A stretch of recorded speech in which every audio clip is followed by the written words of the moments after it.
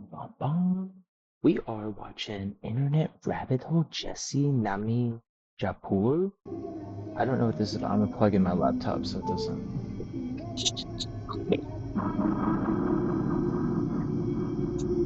Missing Persons Report. 18-year-old Jesse Giovanni NIMAJAPOL was reported as missing to the Denison Police Department. He was last seen on July 14, 2017, in the city of Denison, Iowa, and his disappearance is considered involuntary. How could you, assuming that they just leave everything behind, it's always involuntary? This report was created on New Year's Day 2020 on the website NAMUS, a platform designed to help resolve missing, unidentified, and unclaimed persons cases nationwide, with the hope being that someone out there, anyone, might know what happened to this man. It wasn't the first mention of Jesse's case in the online world. Despite being an incredibly obscure mystery, several sources had brought attention to his disappearance in the past, one of which being the official state website of Iowa. Though each had gone without resolution, and they all shared a distinct similarity, they were almost entirely void of context. There was essentially no information about who Jesse was and what led up to his disappearance, aside from the mere mention that it was believed to have been involuntary, meaning law enforcement assumes he was kidnapped or perhaps even killed. It's a missing persons case that admittedly comes across as hardly noteworthy, as the lack of information leaves us with seemingly no story to tell. But this is only on the surface. As years after this report was made, a Redditor began to peel back the layers of Jesse's case, which eventually led them to his various social media accounts. You read the first. I was just browsing the cold cases site as one does. And this one caught my eye. Whoa, the Tony's began to peel back the layers of Jesse's case, which eventually led them to his various social media accounts, and in turn, a slew of depraved and unexplainable content that morphed this case from a seemingly standard disappearance into one of the strangest internet mysteries in recent memory. This is the disturbing story of Jesse NIMAJAPOL and the internet rabbit hole he left behind. What? Is there missing people in my area? Probably. Should we look it up? Let's do mini documentaries. Yeah, but then it's like, it feels weirdly disrespectful, I think, if it's happening now. Like for me, if I was just, just me being a guy, being like, hey, can I interview you?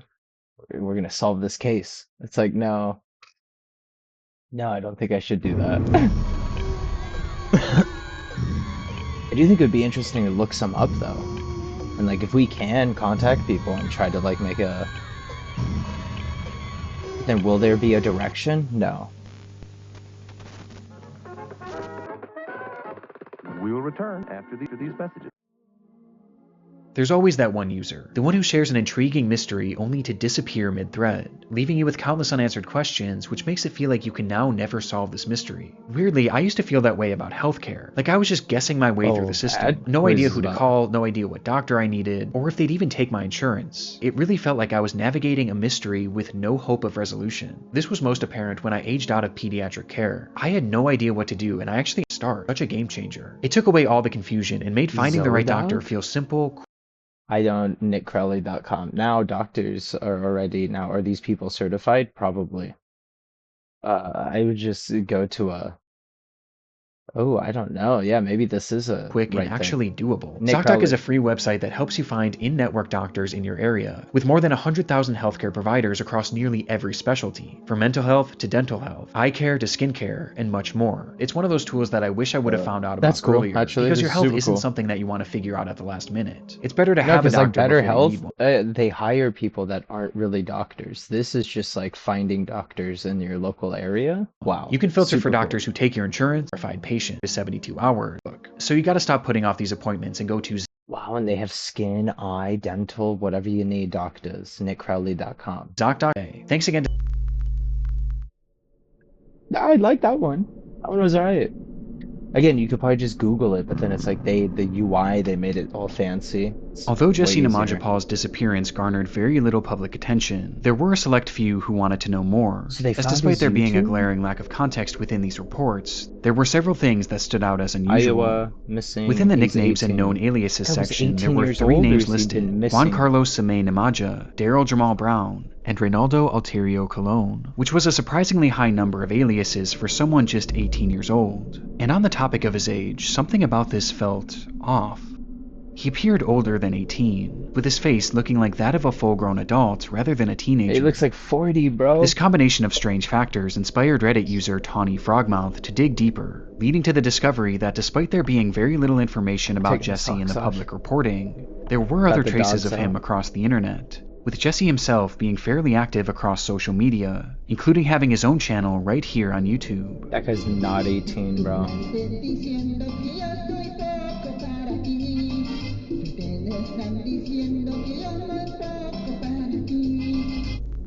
The account was simply named Jesse NIMAJAPOL and showed the 18-year-old performing various songs and dances in his native language of Spanish.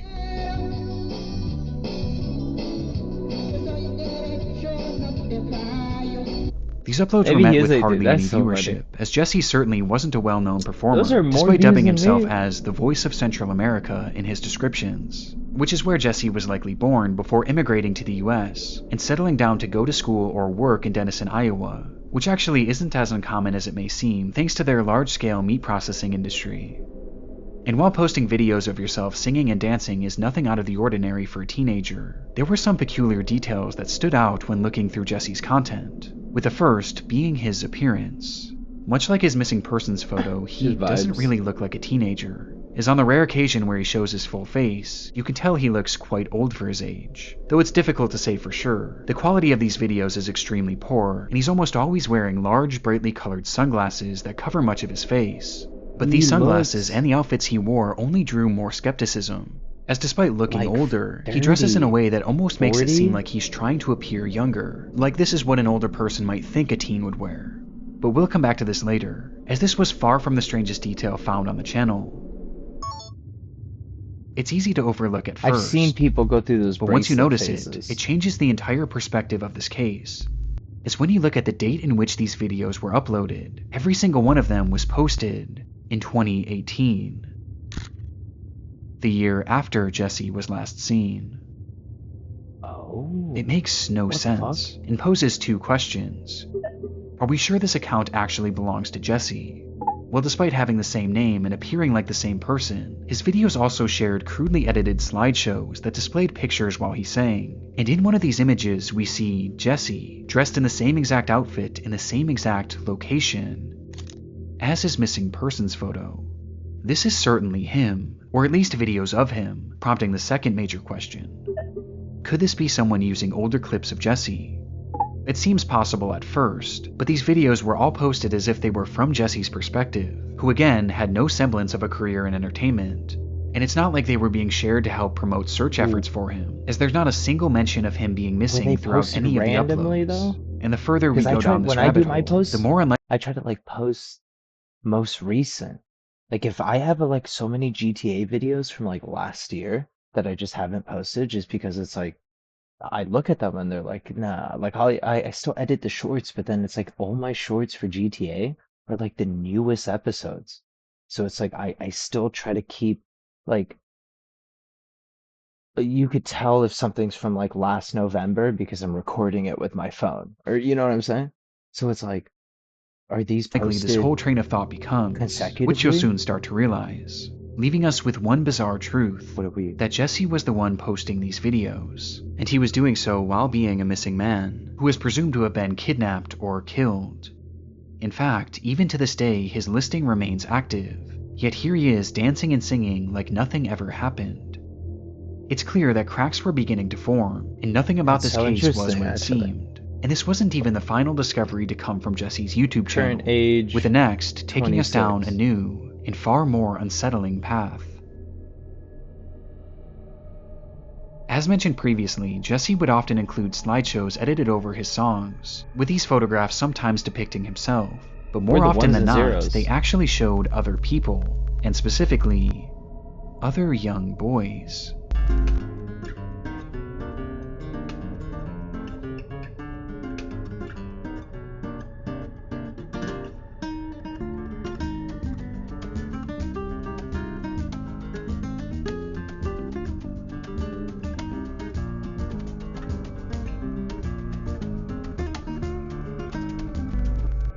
His channel is filled with Keto? images of children who appear to why be does preteens he- or even younger, with these accounting for the vast majority of the pictures he shared, So he including his very put own himself profile as photo, missing. which shows a child sitting on the steps of a swimming pool.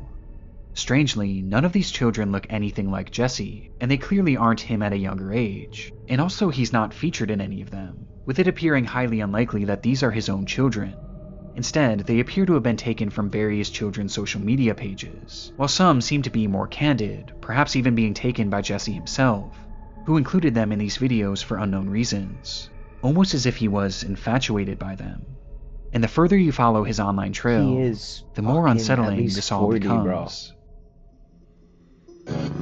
How old do I look? Probably like fucking at least 100, dude. 8,000 Along years with his old. YouTube channel, Jesse also appeared to have been somewhat active on Twitter, where he This guy created an looks account back in April of 40, bro. 2018, You can't with pass all of for his posts 18. coming nearly a full year after he was last seen in Denison, Iowa. Here, Jesse shares another video of him singing, along with a selfie which gives us a better look at his face, a face that again seems to show an adult. And interestingly, on this account, Jesse does admit that his age isn't actually 18, though this admission only makes things 13? more unusual. What's the fucking... I am a boy model and dancer-singer. I am 13 years old. This was written in his bio, and taken even further in an image he shared which depicted a young boy, with Jesse writing, "My new photo. I am handsome." For whatever reason, after his disappearance, Jesse was online pretending to be a child, and digging a bit deeper, this strange behavior was nothing new. As mentioned earlier, Jesse was a man with many aliases, with 3 being included in his missing persons report. But this was only the tip of the iceberg, as online he went by a slew of different names, which would be later uncovered as in virtually all of them, he included his last name, NIMAJAPOL. It turns out this name is incredibly uncommon, as when searched online, most of the results lead to pages connected to Jesse, which operated before his disappearance, with one of the most common first names he used being Adexi. Shortly before the time he went missing, Jesse started an account on LinkedIn under that same alias, which included the same last name and middle name as those initial reports. And on that page, he wrote under his job title, "I am a child, my parents support me." While in the education section, he claimed to be a 4th grader, studying at an elementary school. And on this account, he featured just one post, which again showed a random child I think he that is he pedo, again no? claimed to be.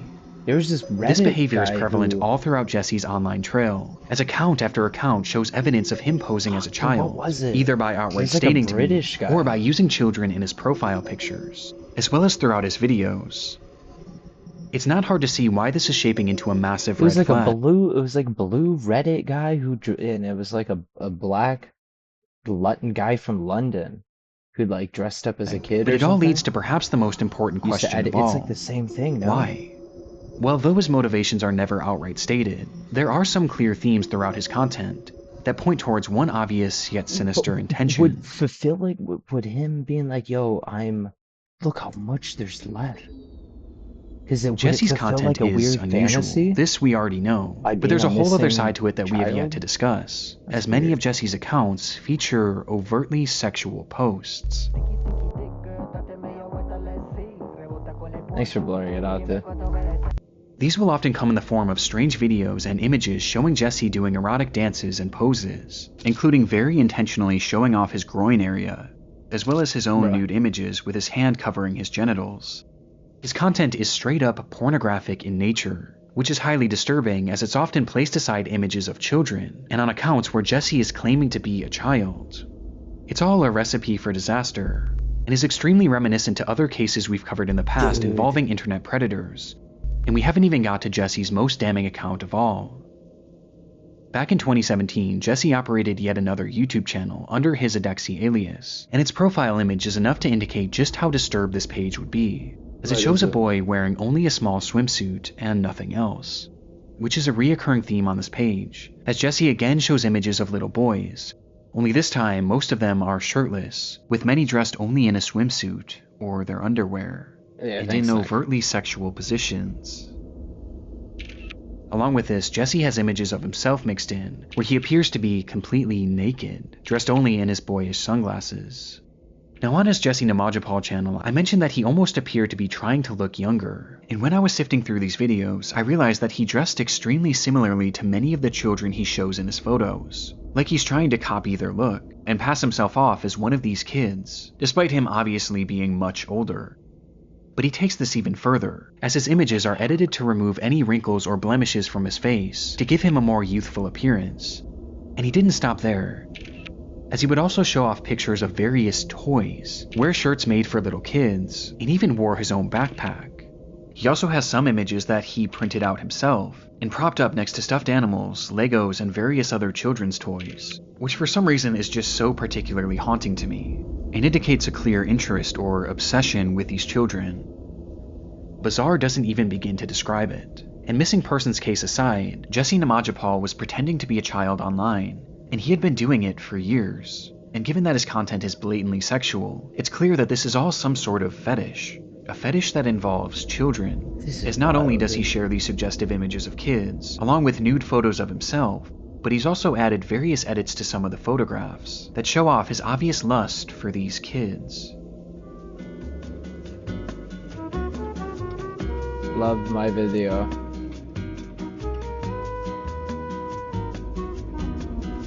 Love is precious. Love is... I can't read that. Love is... As some appear to have been Love edited to add hearts and various phrases about love, with one even featuring the phrase, "I love you."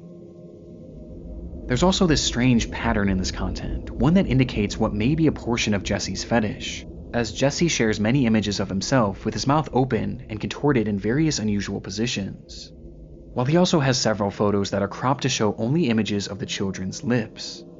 It's haunting, with the worst example being an image that shows Jesse's own lips alongside someone else.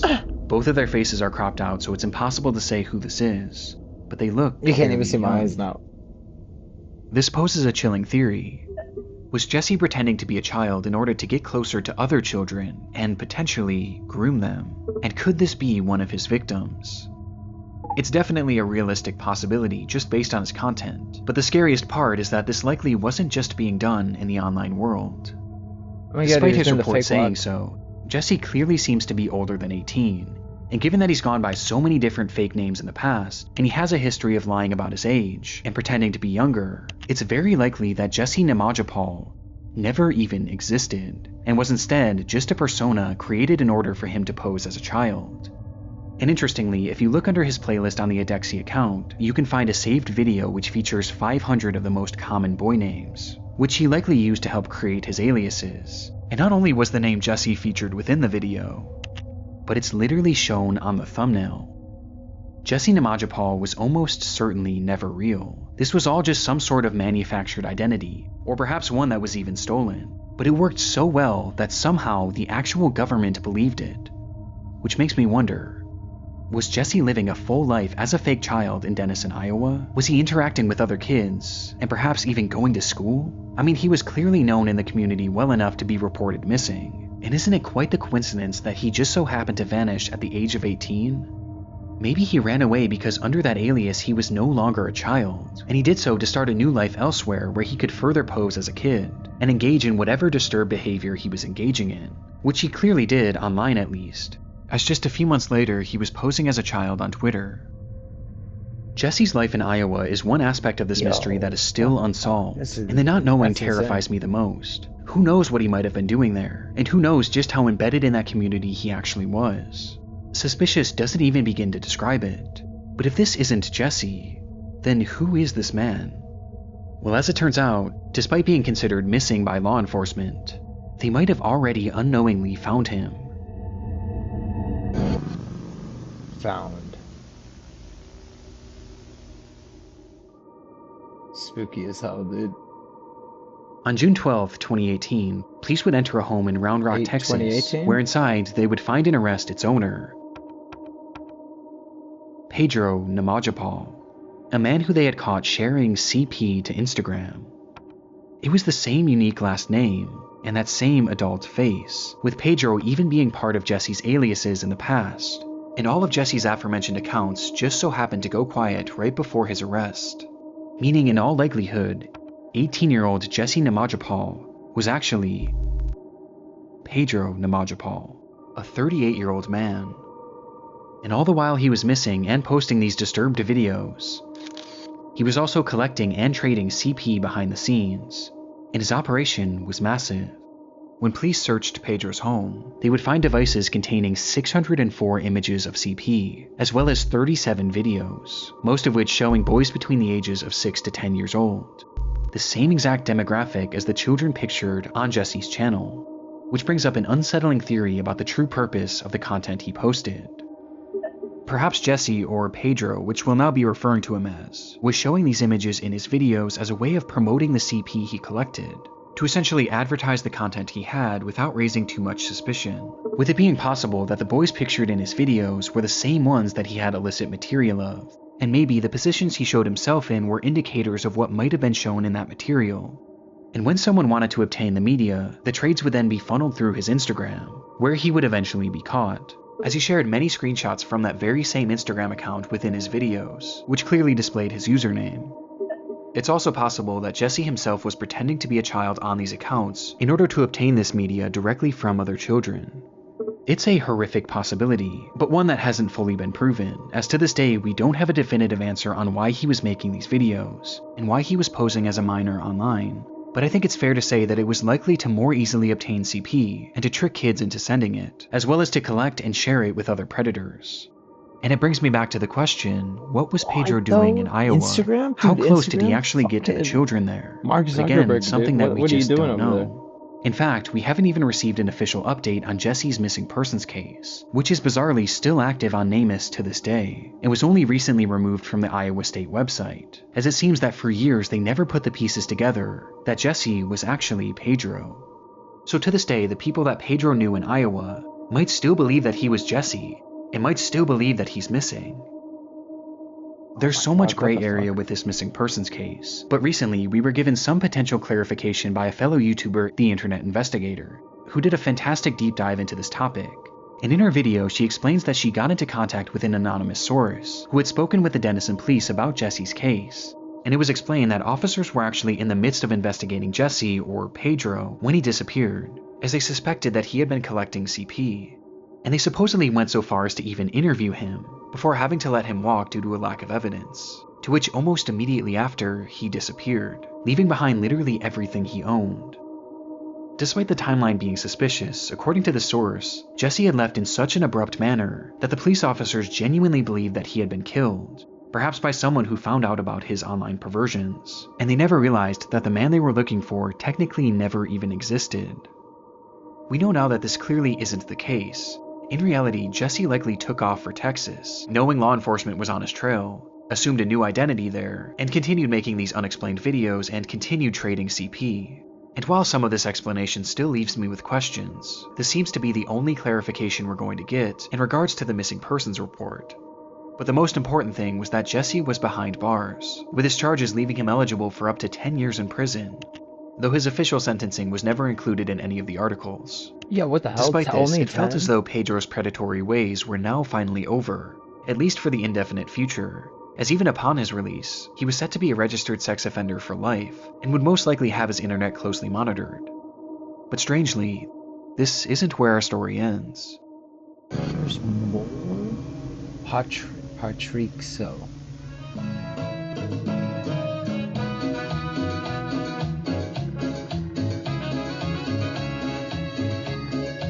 He keeps posting? The clips began appearing on a YouTube channel called Puxito Chingon, and showed what was clearly Pedro dancing and singing as if nothing had ever happened.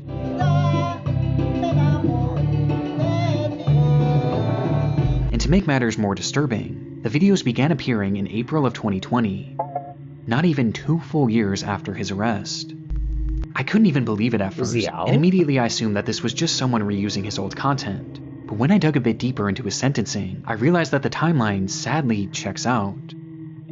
In the end, Pedro NIMAJAPOL was only ever convicted of 2 counts of CP possession, thanks to him taking a guilty plea deal, and ultimately he only served 254 days in prison, and was released the following year on February 20th, 2019. Now all of this did carry with it the requirement that he register as a sex offender for life, but this only really matters when you're in the United States, and when you look at his captions, he claims to be in Guatemala, which is where it's believed he was from initially, and where he appears to have returned to, likely as a result of being deported.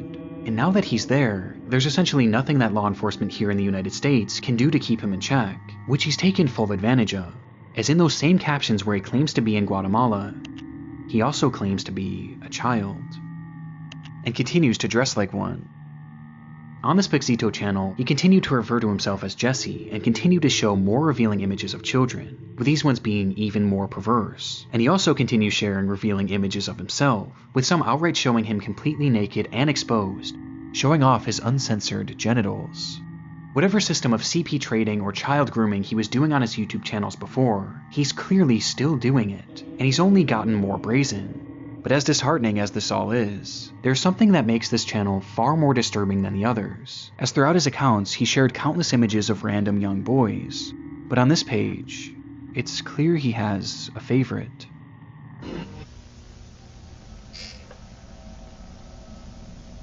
Dude, how is this getting worse His and name worse? is Abel, and he So he's appears in to be a normal Guatemala? child around the age of 8 to 12. And throughout the Pixito channel, Pedro shares his images more so than seemingly anyone else.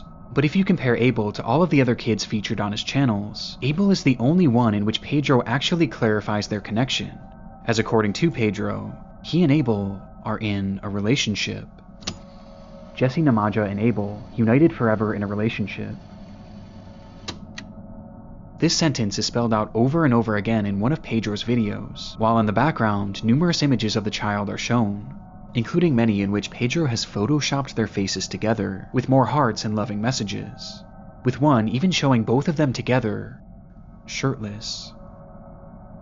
This to me confirms my worst fears about Pedro's online activity. Grooming is definitely a part of it. In fact, he even shares a screenshot from an Instagram account that he created after his arrest, which shows a story of his face along with text saying, "Jesse Namaja, I am 16 years old." Putting the pieces together, it seems that Jesse used this Instagram account to lie about his age and get into contact with this child, I thought which, this according was, to his yeah. own words, the two then formed a quote-unquote It's like 3 in the relationship. morning. Like, this better be It's a Reddit. horrifying It revelation, is. and one that I tried to explore further by looking into who this child actually was, but I found absolutely nothing. The name Abel is almost certainly an alias given to him by Pedro, as I could find no trace of this child anywhere online, with one exception, as when I searched his name here on YouTube, I made a highly disturbing discovery. On a channel simply named Alberto, there are multiple playlists titled Abel's full name, or at least the one that Pedro gave him, and in them, there are hundreds of videos of Abel. These uploads almost always show Abel dancing, often in an extremely sexually charged manner, with these uploads featuring disturbing titles like, "I like you so much," and "What would you do if I told you my fantasies about you?" as well as captions like, "Check this out if what you want is tension." And of these videos, the worst examples have been put into their own separate playlist, which is titled, "For Fans of the Sensual." I can't necessarily prove it, but I'm convinced that this is the work of Pedro, and that this is all the result of his grooming, based on his blatant obsession and the use of this child's apparent alias. And it's very possible that these videos aren't just a result of his grooming, but this could very well be a glimpse into Pedro's CP trade. I mean, the way that the clips are sectioned off into that playlist, and the way that the captions are worded, it really sounds like he's promoting this, and promoting this as illicit material. And it's obvious that there was an outside interest, as these playlists have a combined 10,000 views. I just have a horrible feeling about this, and the most frustrating part to me is that following his arrest, Pedro was labeled as a low risk to reoffend, and the justice system let him go with a slap on the wrist, and because of this he was essentially allowed to immediately go back to doing what he was doing before. And it's very possible that even to this day, Pedro is continuing this behavior. However, it's hard to say for sure, as immediately after posting this video in which he announced he and Abel's relationship, Pedro would once again disappear. Since then, there has been essentially no trace of him on the internet, with all of his accounts going silent, and no new ones being discovered, which isn't too surprising, as while he was posting these videos on the Pixito channel, his story began gaining traction, thanks to the aforementioned Reddit post as well as others made on Facebook. People were starting to catch on to what he was doing, and in turn, he went completely dark. Some believe that he's hiding out in Guatemala living off the grid, while others believe that he's still making these videos and grooming children, and he's just gotten better at covering his tracks. I've even heard it theorized that Pedro might actually be dead, as his trail truly is that cold, though I was able to find one final trace of Pedro that contradicts this to some extent. According to court documents, Pedro had actually been arrested yet again around In Guatemala? 2023, as despite being deported years prior, it appears as though he had somehow managed to re-enter the country before being subsequently caught, arrested, and sentenced for illegal re-entry following removal. However, these charges appear to have been dropped after a legal appeal made by Pedro and his lawyer. And what happened to Pedro from here is a complete mystery, taking us right back to the question that started it all. Where is this man? And given his knack for disappearing without a trace, and his ability to He's don back new to being aliases missing. without detection, the He truth looks is that he Asian. could be anywhere right now, hiding among us. And I have no doubt that wherever he goes, his online perversions will follow.